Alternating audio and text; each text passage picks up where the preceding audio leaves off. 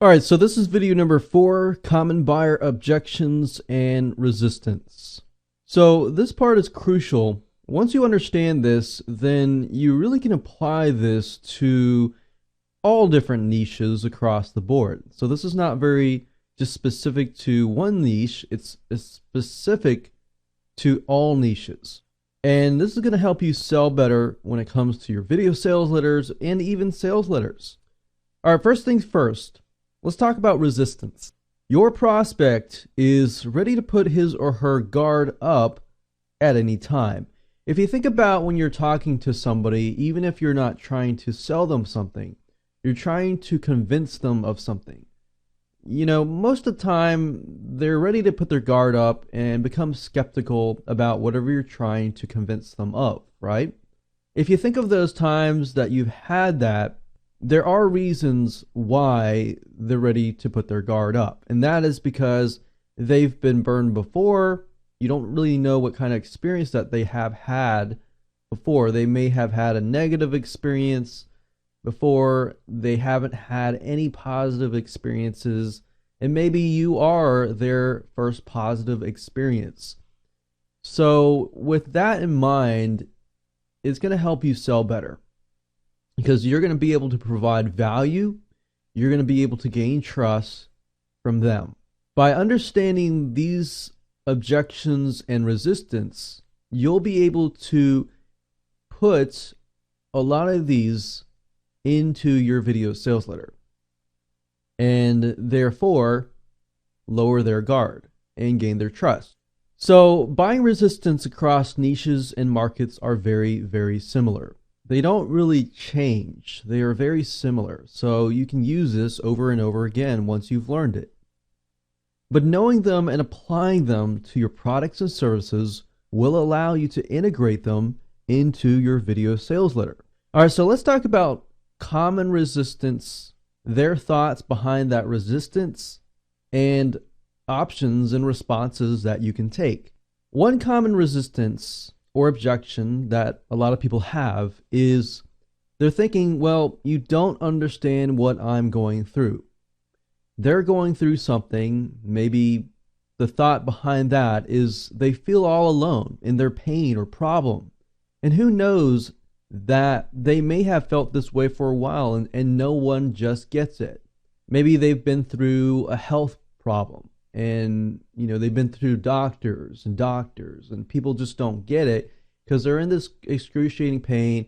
People don't understand where they're coming from. Other people on the outside think they're crazy because it's in their head or whatever. It doesn't have to be a health pain. It can be a physical pain. It can be a mental urge or anything. The point of what I'm trying to say is that at the end of the day, many of these people feel like they're all alone. So your response to that is this: tell your story and relate to them. Tell them that you know their pain. You've been in their shoes. You know their pain. You've been there. You've done that. But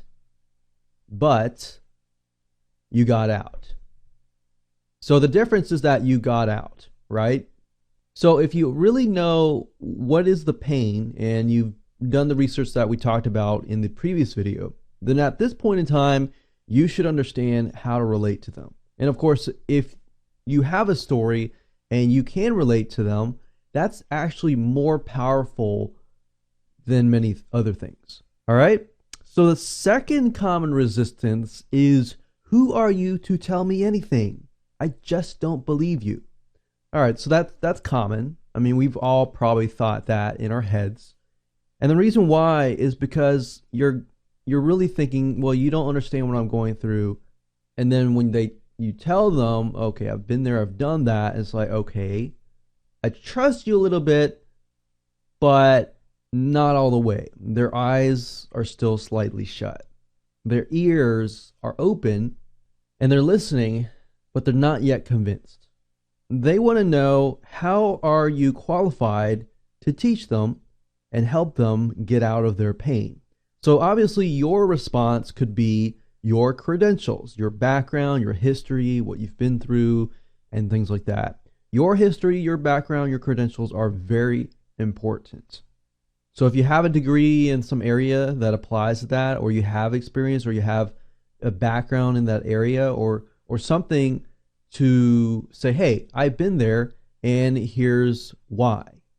Another common resistance is, well, I can get this later on. And that's true. A lot of times people are thinking, I'm really busy in my life, I can get this later. But then there is no later because they just forget about it. And we've all been there and done that too, right? So the thought is, it's urgent, I can do this later, but they forget about it. The response is, you might want to use some scarcity, like limited quantity, countdown timer, limited time to get this and access it. Or it could be a price jump, early bird discount pricing, price jump after that, and after a certain amount of period. Another common resistance is, bah, this isn't going to work for me. It never does.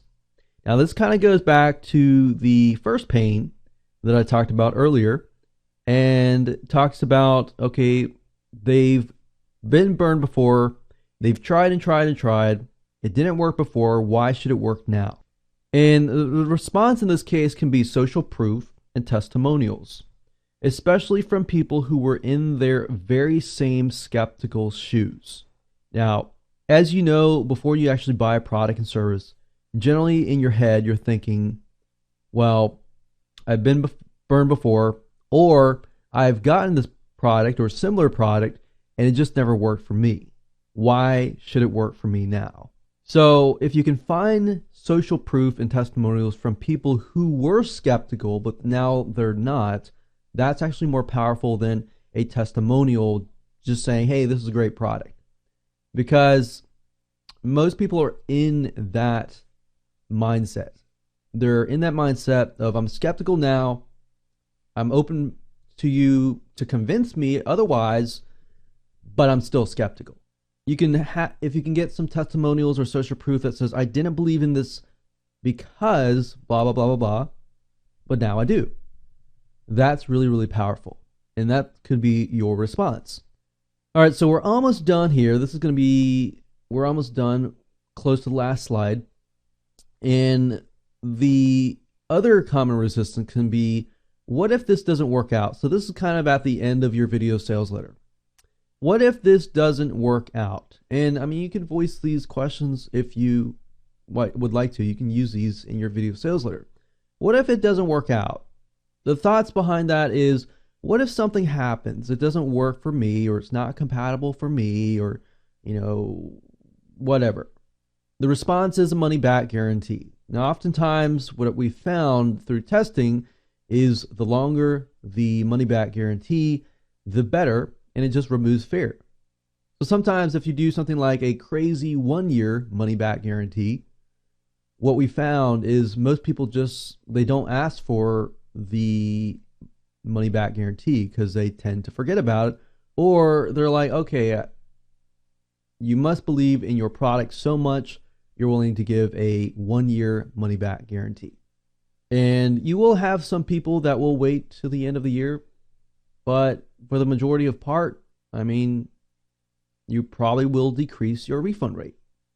Now, that applies to a good product. If the product is bad, buggy, has problems and stuff like that, you may have a higher refund rate. So you won't know until you test it out. All right, so the next one is, well, I can't pay for this now. They really, really want it, but they can't pay for it. So thoughts behind that is, I'd like this, but I live paycheck to paycheck, or I'm low on cash. How can I pay for this? The easy response to that is simply by offering payment plans.